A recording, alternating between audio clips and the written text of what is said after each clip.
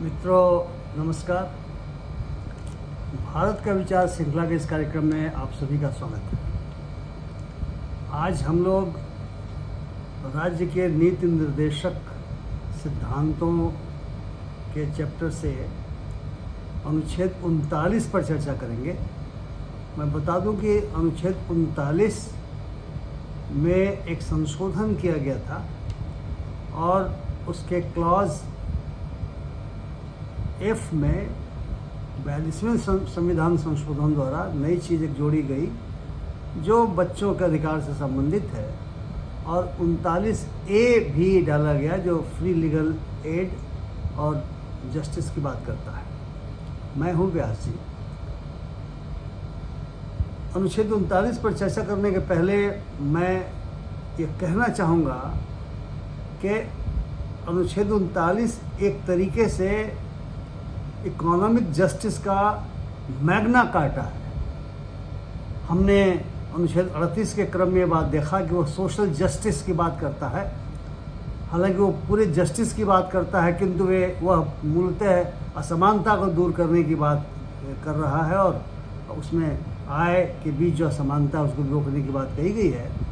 किंतु 39 और बहुत साफ शब्दों में उस इकोनॉमिक जस्टिस को परिभाषित करता है जिस इकोनॉमिक जस्टिस के आधार पे हमारे देश की नीतियां बननी चाहिए, या बहुत सारी नीतियां उसके अनुसार बनी हुई होंगी।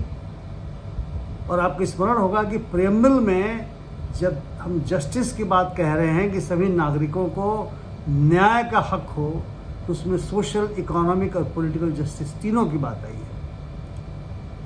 इसलिए मैं कहता हूं कि अनुच्छेद 39 इकोनॉमिक जस्टिस का मैग्ना कार्टा है, जो 1215 में ब्रिटेन में साइन हुआ था और पार्लियामेंट को राजा के ऊपर एक तरीके का अंकुश लगाने का अधिकार दिया गया था। उसके पहले बिल्कुल कोई भी अधिकार नहीं था। इसके ABCDEF 6 कह सकते हैं आप, इस तरीके से क्लॉजेज हैं। 39 का ये कहना है कि राज्य की जो नीतियां बनाई जाएंगी उन नीतियों को ये सुनिश्चित करने की आवश्यकता होगी। पहली बात, पहला क्लॉज ए, के जो नागरिक हैं, चाहे स्त्री हो चाहे पुरुष हो, उन सभी को जीविका का पर्याप्त साधन प्राप्त होना चाहिए। ये इसमें जेंडर जस्टिस भी हम देख रहे हैं। चाहे स्त्री हो चाहे पुरुष हो, दोनों को जब ये बात हो रही है कि जीविका तक एक्सेस करने के लिए समान अवसर मिलना चाहिए, इसका मतलब क्या हुआ? इसका मतलब ये हुआ कि शिक्षा भी मिलनी चाहिए, शिक्षा के अवसर भी समान होने चाहिए। हमारे देश में बहुत सारे इलाकों में आप जानते हैं कि स्त्रियों की शिक्षा की स्थिति बहुत ही खराब है। बहुत सारे लोग मानते हैं कि हमारे देश में एक तरीके की अर्ध सामंती व्यवस्था और अर्ध पूंजीवादी व्यवस्था है। अर्ध सामंती व्यवस्था में औरतों को घर की चारदीवारी में बंद कर देने की प्रवृत्तियां हैं, और प्रवृत्तियां खत्म नहीं हुई हैं। चाहे शहर हो चाहे देहात हो, अभी भी स्त्रियों को दोयम दर्जे का नागरिक समझा जाता है, जो निश्चित तौर से संविधान की मूल भावना के विपरीत है, विरोध में है। इसलिए जब इक्वलिटी की बात आती है, जब बराबरी की बात आती है, तो गैर बराबरी जो स्त्री और पुरुष के बीच का हो वो दूर किया जाना बेहद आवश्यक होता है। और उसकी शुरुआत यहाँ से भी इकोनॉमिक जस्टिस के रूप में भी होती है कि स्त्री और पुरुष दोनों को आजीविका प्राप्त करने का समान अधिकार होना चाहिए। बहुत सारी शक्तियाँ हमारे देश में सक्रिय है, मैं कहना चाहूँगा, जो स्त्रियों को बच्चा पैदा करने की मशीन बना करके रखना चाहते हैं, जो उन्हें ड्राइंग रूम का शो पीस बना देना चाहते हैं। उनको लगता है कि नहीं, स्त्री को घर के बाहर निकल करके काम करने की आवश्यकता नहीं है, जबकि हम सभी जानते हैं कि स्त्रियां आज की तारीख में अंतरिक्ष में जा रही हैं, और हम गर्व भी करते हैं। हमारे देश की बेटी कल्पना चावला जब अंतरिक्ष में जाती है, हम गर्व का अनुभव करते हैं। लेकिन जब अपने यहाँ की बात आती है, चूँकि कल्पना चावला तो अमेरिका चली गई थी, तब हम बंदिश लगाना शुरू करते हैं। हम उनके शादी ब्याह पर बंदिश लगाना शुरू कर देते हैं। हम अंतर धार्मिक विवाह को लव जिहाद का नाम दे करके और तमाशा खड़ा करते हैं। अंतर जाति विवाह को हम रोक लगाते हैं। तो ये जो जीविका का अधिकार है, मेरे विचार से जेंडर जस्टिस का मामला है और स्त्री और पुरुष को बराबरी पे समझने की जो अवधारणा है, उस अवधारणा पर ये खड़ा हुआ है। जो बी है और सी है, ये दोनों मेरे दृष्टिकोण से और भी महत्वपूर्ण है। बी क्या कहता है 39 का? ये कहता है कि समुदाय के जो भौतिक संसाधन हैं, मटेरियल रिसोर्सेज हैं, उनका स्वामित्व और नियंत्रण इस प्रकार होना चाहिए जिससे सामूहिक हित का साधन हो, जिससे सधता हो सामूहिक हित। अंग्रेजी में उसको कहते हैं the material resources should be so distributed as to serve the common good, जो सभी लोगों के हित का साधन करे। और सी क्या कहता है? सी कहता है कि हमारी आर्थिक व्यवस्था इस प्रकार से चले जिससे धन और उत्पादन साधनों का सर्वसाधारण के लिए अहितकारी संकेंद्रण नहीं हो, कुछ हाथों में सिमट नहीं जाए। The economic system should be so conducted as to ensure that there is no concentration of wealth and means of production to the common detriment. अब इन बी और सी के बारे में थोड़ी हम विस्तार से चर्चा करना चाहेंगे। हम सभी इस बात को शायद जानते हों, और जो नए लोग हैं, जो नौजवान हैं, शायद नहीं जानते होंगे कि जो बैंकों का राष्ट्रीयकरण हुआ था वो किस आधार पर हुआ था? इसी बी और सी का आधार पर हुआ था, क्योंकि जनता का पैसा बैंकों में जा रहा था और वो निजी हाथों के द्वारा संचालित हो रहा था, और निजी लोग तय करते थे कि वो राशि लोन के रूप में किसको दिया जाए। और स्वाभाविक सी बात है कि देश के बड़े पूंजीपतियों को बैंकों से पैसा मिला करता था। कॉमन जो हित है, जो लोकहित है, उससे पूरा नहीं हो रहा था। इसलिए श्रीमती गांधी ने 1969 में बैंकों का राष्ट्रीयकरण करके एक बहुत बड़ा काम किया, और उसके बाद से गांव-गांव में, हम लोग तो प्रशासन में रहे हैं, गांव-गांव में उसके बाद धीरे धीरे बैंकों की शाखाएं खुलने लगी, ग्रामीण बैंक बनने लगे, रूरल बैंक बनने लगे, और कृषि में आर्टिजन्स के लिए, छोटे काश्तकारों के लिए, दस्तकारों के लिए, सबके लिए बैंकों के दरवाजे खोल दिए गए थे। अब तो बैंकों को मैं देख रहा हूं कि उनकी संख्या को कम करने का प्रयास किया जा रहा है, मर्जर किया जा रहा है, उसको छोटे बैंक को बड़ा किया जा रहा है, और शायद रूरल बैंक की शाखाएं भी कम की जा रही हैं, बंद की जा रही है। हालांकि एक बढ़िया प्रयास ये जरूर किया जा रहा है कि जिन लोगों के खाते बैंक में नहीं है, उन्हें जनधन खाते के रूप में उनका जीरो बैलेंस पे खाता खुलवाया गया, जो मैं मानता हूं कि इसी बी और सी के अंतर्गत किया गया। दूसरा काम जो श्रीमती गांधी के समय इस अनुच्छेद के अनुसार हुआ, वो था प्रिवी पर्स की समाप्ति। नौजवानों को शायद ये बात ज़रूर मालूम होगी कि आज़ादी के बाद जो हमारा देश विभिन्न रियासतों में भी बटा हुआ था, और रियासतों के जो राजा थे या जो सामंत थे, जो फ्यूडल थे, वे अंग्रेज़ों की दलाली करते थे। कहने में गुरेज नहीं किसी को होना चाहिए, कुछ हो सकता है कुछ एक्सेप्शन हो, क्योंकि वहाँ पर रेजिडेंट रहता था और वे अंग्रेज़ों की मदद किया करते थे। और उनमें से तो कई अलग होना चाहते थे, स्वतंत्र होना चाहते थे, कई पाकिस्तान में जाना चाहते थे।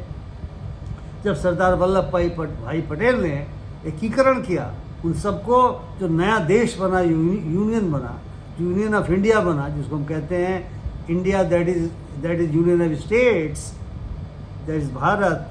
तो इन लोगों के जो रियासत, इन लोगों की जो रियासतें भारतीय गणतंत्र में शामिल हुई, उसकी एवज में इनको प्रीवी पर्स दिए जाने की बात आई, भारी भरकम रकम इनको देने की बात आई। उस समय आवश्यक था, लेकिन बाद में श्रीमती गांधी के समय इन्हीं अनुच्छेदों का अनुसार, बी और सी के अनुसार, उनके प्रीवी पर्स को खत्म किया गया।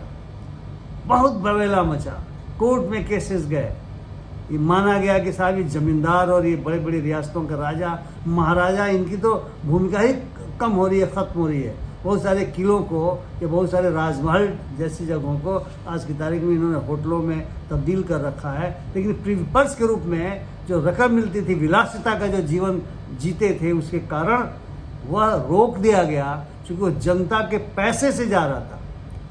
जो टैक्स का पैसा है वो हमारा पैसा है, आपका पैसा, आम जनता का पैसा है, और सरकारें उसी टैक्स के पैसे चलती है, और उसी से सड़कें बनेंगी, पुल बनेंगे, उन्हीं से हवाई अड्डे बनेंगे, उन्हीं से बंदरगाह बनेंगे, उन्हीं से गरीबों के मकान बनेंगे, उन्हीं से पानी का व्यवस्था का इंतजाम होगा, उन्हीं से बिजली के खंभे गड़ेंगे, और उसका बड़ा हिस्सा प्रीपर्स के रूप में जा रहा था, जो इस बी और सी के अंतर्गत उसको रोका गया, क्योंकि कॉमन कम्युनिटी रिसोर्सेज था।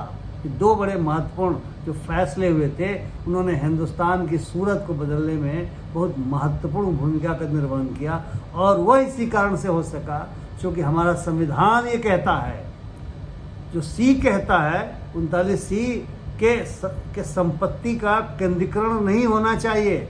MRTPC एक्ट ये बना, monopolies and restrictive trade practices commission act बना, उसके अंतर्गत एक कमीशन बनाया गया जो इस कंसंट्रेशन को रोकता था। मुझे कहते हुए दुख हो रहा है कि वह कमीशन आज की तारीख में ख़त्म हो चुका है, और उसकी जगह कंपटीशन कमीशन बना है, कंज्यूमर कोर्ट्स बने हैं। मैं स्वयं कंपटीशन कमीशन में सेक्रेटरी था, और जहाँ पे बात ये होती है कि यदि कंपटीशन को बाधित कर रहे हैं हम लोग, कार्टेल बना करके, बंटवारा करके बाजार का, या अपने डोमिनेंट पोजीशन का मिसयूज़ करके उसको रोका जाए।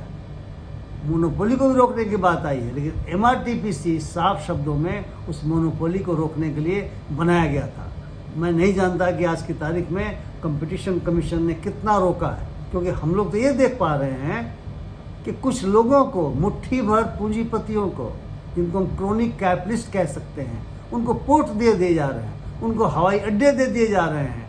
वे कल छोटे पूंजीपति थे, अब वो बड़े पूंजीपति हो गए हैं, और ये कहा जा रहा है कि भाई कुछ ही लोग ऐसे हैं जो पूरे आर्थिक तंत्र को चला रहे हैं। निश्चित तौर से हमारा संविधान क्रोनिक कैपिटलिज्म की इजाज़त नहीं देता।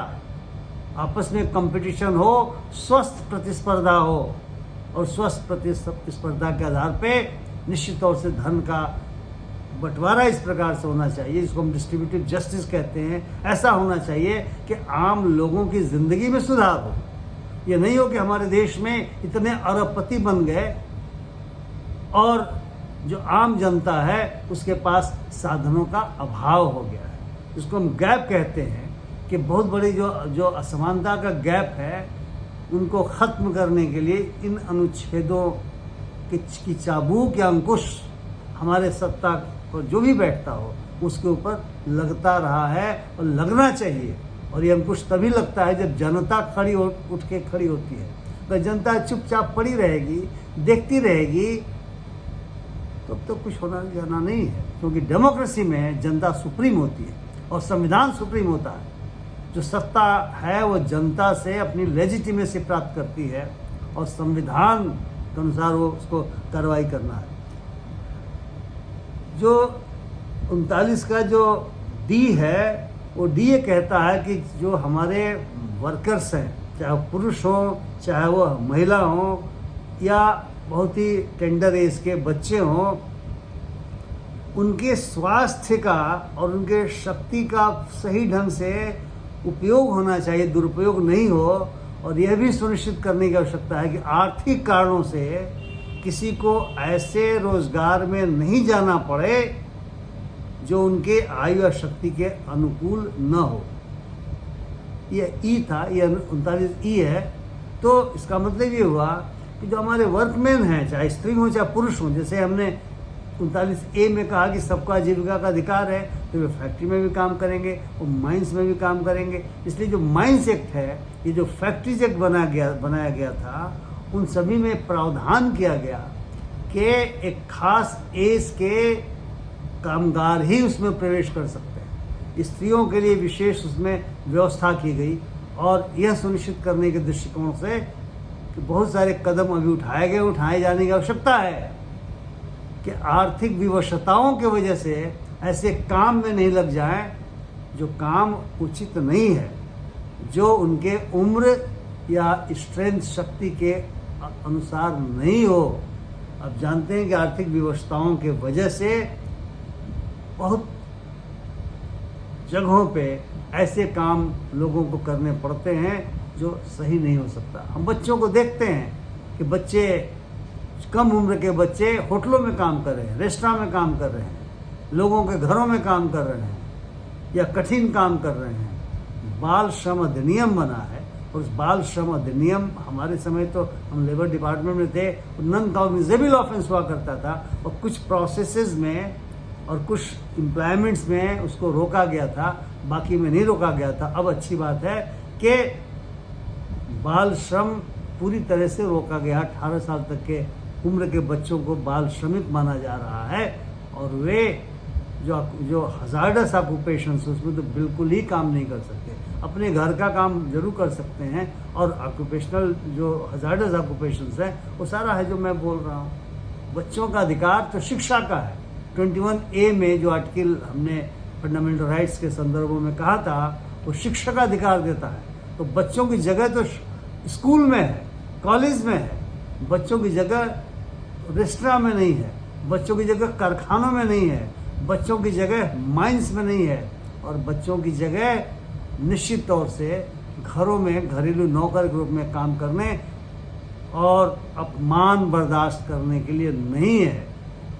वो हमारे देश के नागरिक हैं और किसी भी देश की सभ्यता का पैमाना यह भी होता है कि अपनी स्त्रियों के साथ और अपने बच्चों के साथ कैसा आचरण करता है। मैं इसके पहले भी अपने कार्यक्रम में इस बात को कह चुका हूँ और हमारा संविधान ये कहता है कि आपको उनके साथ बेहतर आचरण करने की आवश्यकता है। जो डी कहता है, ये मैंने ई की बात पहले कह डाली, वो कहता है कि पुरुषों और स्त्रियों दोनों को समान कार्य के लिए समान वेतन मिलना चाहिए। हालांकि फंडामेंटल राइट्स में नहीं डाला गया है, मेरे विचार से इसे फंडामेंटल राइट्स में डालना चाहिए। लेकिन अब जो भी मजबूरियां हमारे संविधान निर्माताओं की रही हो सकता है कि आज न कल यह फंडामेंटल राइट्स में डाला जाए। जो कोर्ट्स ने बहुत सारे मामलों में समान कार्य के लिए समान वेतन को उसी प्रकार से इन्फोर्स किया है, अनुच्छेद 32 के तहत, जैसे फंडामेंटल राइट्स को इन्फोर्स किया जाता है। और समान पारिश्रमिक का एक अधिनियम बना बहुत पहले, इक्वल रेम्युनरेशन एक्ट उसको कहते हैं। अब तो बहुत सारे जो श्रम कानून है उसमें तो बदलाव किए जा रहे हैं। वो बदलाव के बाद उसकी क्या स्थिति होगी उस पर कभी हम लोग बाद में चर्चा करेंगे। लेकिन समान पारिश्रमिक अधिनियम का जो बनाया गया कि यदि स्त्री हो चाहे पुरुष कामगार हो, यदि वो बराबर काम करते हैं तो उनको बराबर पे मिलना चाहिए, उनके वेजेस बराबर होने चाहिए। और वेजेस का मतलब केवल यही नहीं होता कि आप केवल भोजन कर सके, सब्सिस्टेंस आपका बना रहे, यानी आप एक मशीन के रूप में अपने को रिप्लेनिश कर लें खा करके और फिर अगले दिन आप लग जाएं, आपके भविष्य क्या होगा। इसलिए इस देश में श्रम कानून बहुत सारे बने हैं और मैं आशा करता हूँ जो नया कोड बन रहा है उन श्रम कानूनों को उसमें पर्याप्त जगह मिली जरूर होगी। हालांकि जब चर्चा करूँगा तो उस समय आपसे बात आएगी। ESI एक्ट बना है, इसका मतलब एम्प्लॉइज इंश्योरेंस एक्ट बना है, वह स्वास्थ्य की देखभाल करता है। जो भी खास तरह के वर्कर्स हैं, जो असंगठित क्षेत्रों के वर्कर हैं, उनके स्वास्थ्य की देखभाल के लिए जो इसमें इस अनुच्छेद में कहा जा रहा है, स्वास्थ्य की देखभाल के लिए अस्पताल खोले गए हैं। एक सर्टेन अमाउंट उनके वेज से लिया जाता है और मालिक को देना पड़ता अपना कंट्रीब्यूशन और उससे उनको दवाइयाँ मिलती, इलाज होता है। मैं जब लेबर डिपार्टमेंट में था, लगे केंद्र सरकार का अधिनियम है, केंद्र सरकार ने कॉर्पोरेशन बनाया जिसको देखभाल करता है, लेकिन राज्य स्तर पर भी हम लोग पेमेंट करते थे अगर किसी को रेफर करके किसी बड़े जगह जाना पड़ता था। और मैंने स्वयं एक वर्कर की माँ को कैंसर हो गया था, 22 लाख रुपए का पेमेंट सुनिश्चित किया कि इनको मिल जाए। तो ये व्यवस्था की गई। PF एक्ट बनाया गया कि उनका भी प्रोविडेंट फंड कटेगा और उस प्रोविडेंट फंड से उनको जब वो काम के लायक न होंगे तो राशि भी मिलेगी और पेंशन की भी व्यवस्था हो जाएगी। ये बहुत महत्वपूर्ण अधिनियम बनाए गए।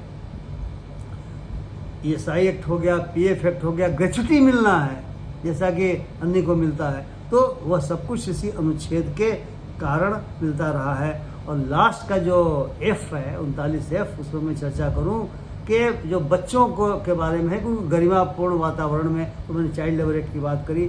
बहुत महत्वपूर्ण केस हुआ था MC Mehta versus state of Tamil Nadu, जो शिवाकाशी में जो कारखाने हैं पटाखा बनाने वाले, उनमें जो बच्चे काम करते थे उनके सिलसिले में हुआ कि वो जगह बच्चों के लिए नहीं है।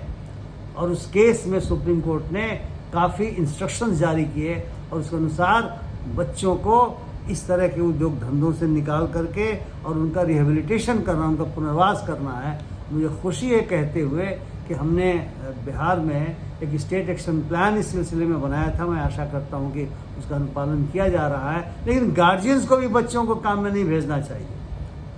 बच्चों को अगर हम नहीं बचाएंगे गार्जियन के रूप में तो सरकार कैसे बचा सकती है? ये सभी का काम है, सभी का दायित्व बनता है। और 39A जो 42वें संविधान संशोधन के द्वारा एक दूसरा जोड़ा गया, उसमें सभी लोगों को न्याय को लेने में समानता बरतनी है स्टेट को। ये नहीं हो सकता है कि राजा के लिए न्याय अलग हो, रंग के लिए अलग हो, यानी दिखाई पड़ता है समाज में। इसलिए व्यवस्था की गई कि उनको लीगल एड मिलना चाहिए। अगर कोई इकोनॉमिकली इस पोजीशन में नहीं है कि भारी भरकम फीस दे करके बड़े वकीलों कर सके, तो उनको राज्य फ्री लीगल एड देगा। और फ्री लीगल एड सोसाइटीज़ बनी हुई हैं, हर जिले में बनी हुई हैं। मैं चाहूँगा कि उन सोसाइटीज़ की सुविधाओं का उपयोग आप सभी जो मेरी बात को सुन रहे होंगे, उन गरीब लोगों के लिए जिनको सस्ता न्याय मिलना ज़रूरी है, उस न्याय को दिलवाने के लिए उन सोसाइटीज़ के माध्यम से, उन अथॉरिटीज़ कहा जाता है, फ्री लीगल एड अथॉरिटीज़ हैं, स्टेट लेवल पे है, जिला लेवल पे है, उसकी आप मदद ज़रूर दिलवाएंगे लोगों को। तो मित्रों, इस प्रकार से अनुच्छेद 39 को, जैसा मैंने शुरू में कहा कि यह इकोनॉमिक जस्टिस का मैग्ना कार्टा है और हम सभी लोगों को इसे समझना चाहिए और राज्य को मजबूर किया जाना चाहिए कि अपनी नीतियों को बनाते समय इस मैग्ना कार्टा के प्रावधानों का इस्तेमाल करें। इन्हीं शब्दों के साथ मैं अपनी बात समाप्त करता हूँ, इस आग्रह के साथ कि कृपया यदि आपको मेरा ये वीडियो पसंद आया हो तो लाइक कीजिए, शेयर कीजिए और यदि आपने अभी तक मेरे चैनल को सब्सक्राइब नहीं किया है तो सब्सक्राइब कीजिए। बहुत बहुत धन्यवाद। नमस्कार।